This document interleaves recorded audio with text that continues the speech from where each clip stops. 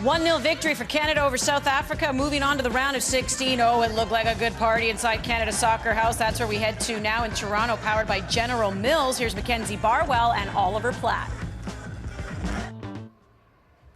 Thanks, Andy. Well, Ollie and I are, of course, here at Canada Soccer House, Toronto, where it has been an absolute party for the entire afternoon. Chaos, really, in the best way possible. I would say, Ollie, lots of celebrations, smiling and hugging. No such thing as strangers here in Toronto today. How big of a moment do you see this being for the country?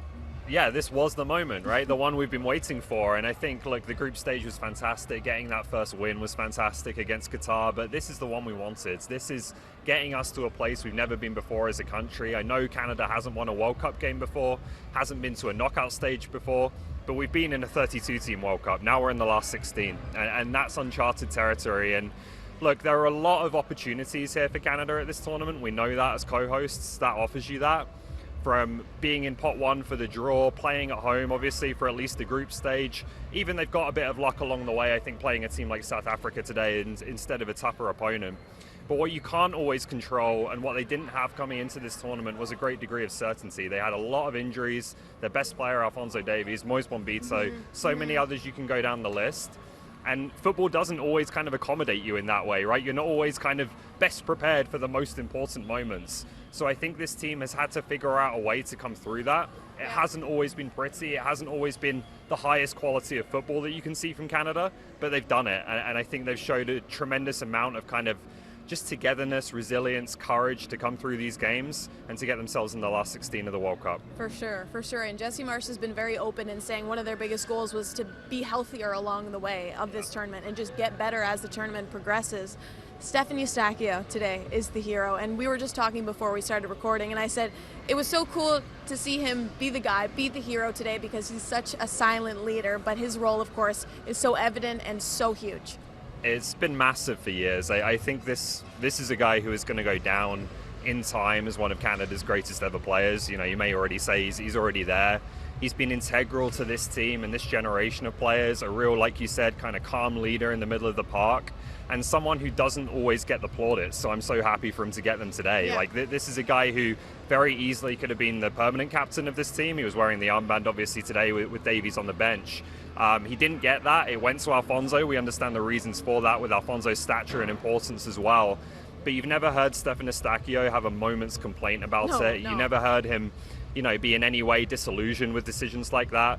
His role in the team at times, he has to serve the team rather than necessarily being given great freedom to express himself, and he just gets on with it. I think he's one of the great players to have played for Canada. I think he'll probably get to 100 caps before he's out, but he's not going to have a moment, I don't think, bigger than today. Yeah, and he's the first guy to say Alphonso should wear the armband. We've heard him say that multiple times, so clearly he plays an important role. But when Alphonso does come onto the pitch, we also saw players like Jacob Schaffelberg, Luc de Fougerolles, Promise David. Really exciting to see how big of an impact they had, and the momentum swing we saw around the 60th minute, knowing that, okay, there's this depth on this Canadian team and they can really, again, make an impact. Yeah, I kind of wondered, what was South Africa doing? Like, did they know these guys were available? They seemed to be kind of waiting for the end of the game to try and strike themselves, and I just didn't think that was going to play in their favor. But from Canada's perspective, it's almost turns their biggest negative at this tournament, which is the availability of some important players, into a positive now, because I think we've seen it through this World Cup and through World Cups going back.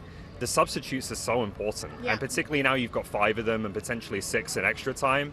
They can have such a game-changing impact, and you've seen a lot of games at this tournament, I think, that have been quite close, quite cagey in the first half. Maybe teams not even playing very well to begin the game, but then they know they have something to go to off the bench to impact things and to change it. And Canada has that now. You're not going to expect Alphonso Davies and Promise David, Jacob Schaffelberg to come into the starting lineup, but they're ready and they're massive weapons. Even if Alphonso doesn't look like he's 100% there, he's still got tremendous quality and a sense of kind of calmness and confidence he brings into the game as well. For sure, and you can see the immediate impact that had on the team and just the cadence and the rhythm of the play. Yeah. The impact on the people watching. Everybody here was freaking out. I called it a mosh pit earlier because it was honestly shoulder to shoulder this entire time.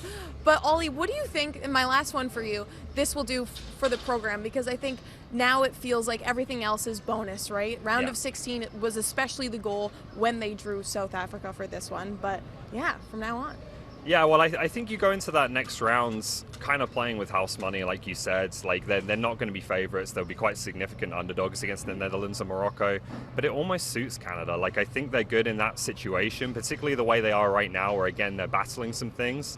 Just to be able to be difficult to play against, frustrate a team that has a lot of quality, put some pressure on them and make life difficult for them in the last 16 game. I don't think they should be ruled out, as much as they're certainly not going to be favourites. And then, you talk about the longer term, and it's just the moment, right? Like, we've been waiting for Canada to have these moments that people can remember where they were, who they were with when they were watching this national team play, and score an enormous goal like that, win a game like this. So it's something that's going to live a long time in the memory. Yeah, and it's one of those, I feel like, in the tournament, you don't want to zoom out too far and go too big picture, we're still especially going. as the players, staying in the moment, but you can't help but think about that because you're seeing the impact it has on the community, the country. Really exciting to see. And of course, we'll find out who Canada plays in the round of 16. It'll either be Morocco or the Netherlands.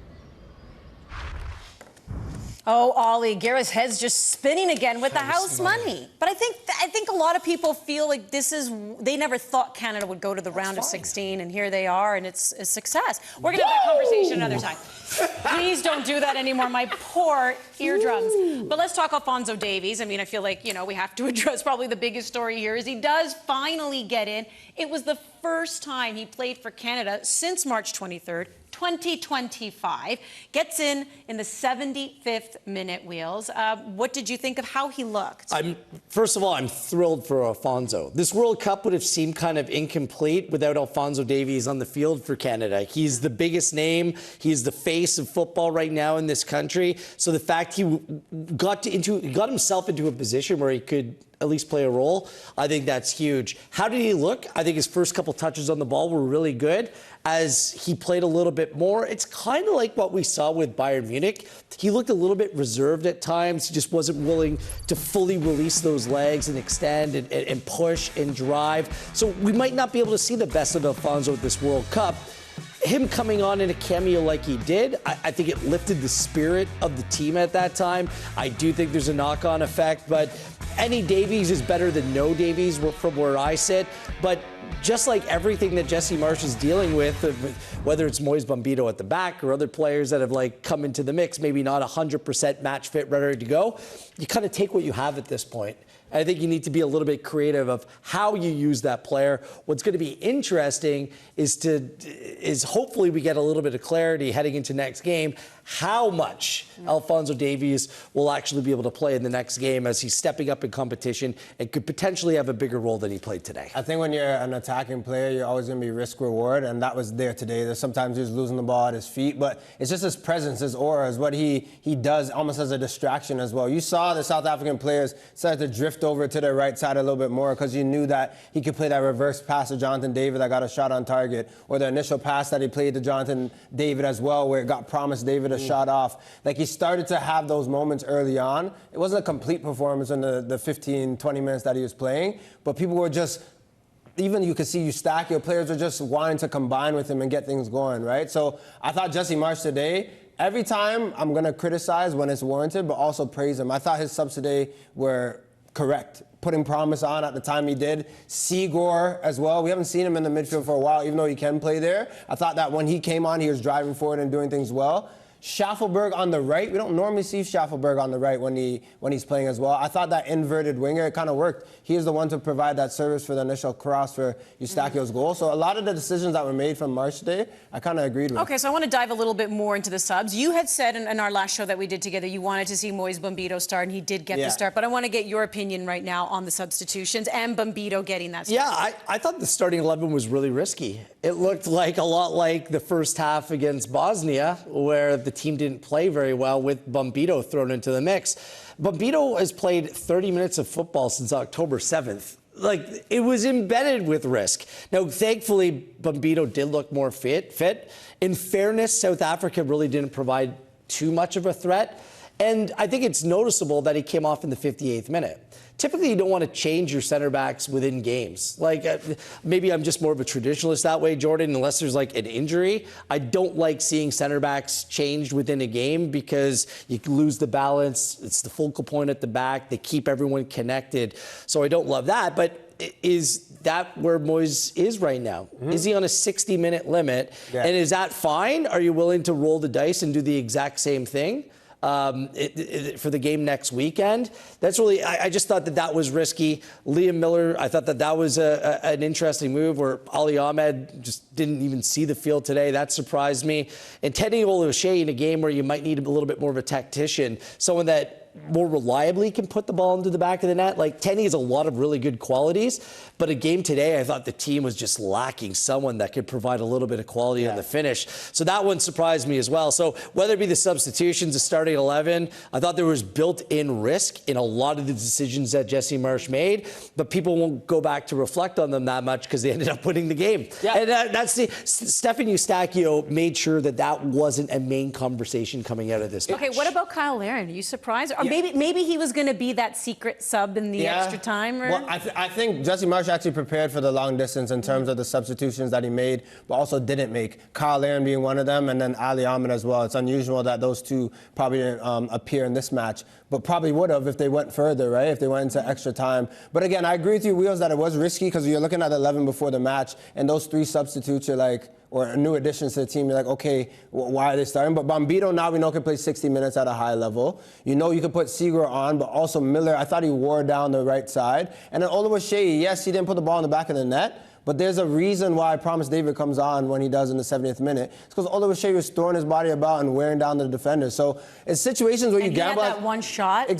By this much, exactly. It could have been. But it's like, I know it could be coincidence, but it's by design that on today, it actually worked out for Canada in terms of the substitutions, the timing, but who Marsch started. I thought it played into Canada's favor. Yeah, they had a lot of legs on in the game at the end of it. That might work out better for the next round of the competition where you're not going to have the ball as much. Like, I'm still going to be a little bit nervous when it comes to Moise Bombito, what that might look like next week, because South Africa played at a walking pace. Like, at times, I can't even count how many times South Africa got on the ball and played the ball back, and then it went further back. Like, this was not progressive. It wasn't good football to watch.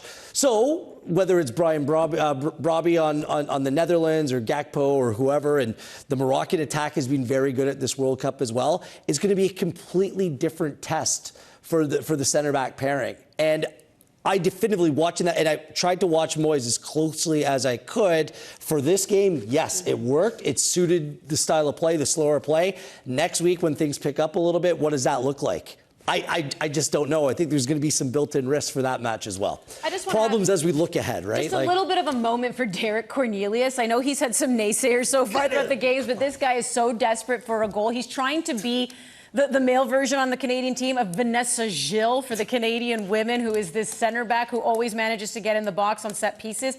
But she scores with her head. I know Derek Cornelius is like, please just let me be in that conversation, because he always finds himself at the end of the ball, but he just so desperately wants that goal. But once again, just everywhere. And there's your center back conversation too, Wheels. He's been very constant for Jesse Marsch in this tournament. The CONCACAF U20 Championship will be right here on One Soccer. So much footy coming your way. The Canadians will be in action against Panama July 26th. That's their first game in the group. That goes 4 p.m. Eastern.